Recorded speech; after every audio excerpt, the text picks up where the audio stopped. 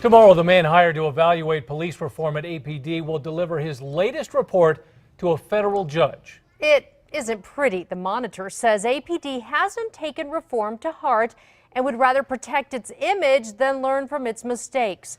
On special assignment, Matt Grubbs discovered more about how the department's message doesn't match what's happening on the street.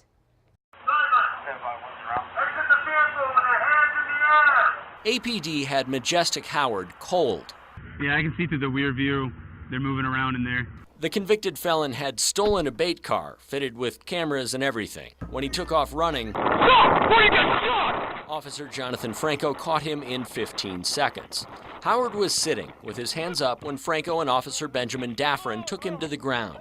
As they tried to free the right hand they'd pinned underneath Howard, Daffrin kneed his body, and Franco used his partner's uniform for leverage as he kneed Howard's head.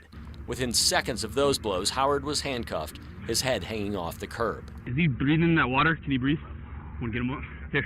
Franco's report did not note his knee to the head, and Daffrin's report called the violent blows a, quote, distraction technique. The pair broke the collarbone of a suspect a month later and broke another suspect's arm in an arrest the day after that. APD's independent monitor said that should have set off alarm bells, and he took the extraordinary step of writing a report about it. Chief Gordon Eden implied it was old news. Quote, "We had been investigating them since November of 2015, Eden told the press. We have since disciplined personnel in connection with these investigations, unquote. But at that point, Eden had only given a verbal reprimand to 2 other officers in the Howard case. Stronger discipline, a 7-day suspension given to Franco, did not come out until 5 days after the public found out. Daffrin was not disciplined at all for the Howard takedown last October, and the department could not show News 13 anything to prove it had disciplined either officer for the bone-breaking arrests of other suspects they made a few weeks later. Joanne Fine of the city's Police Oversight Board is not surprised. I don't think they're being straight with anybody about any part of this reform process.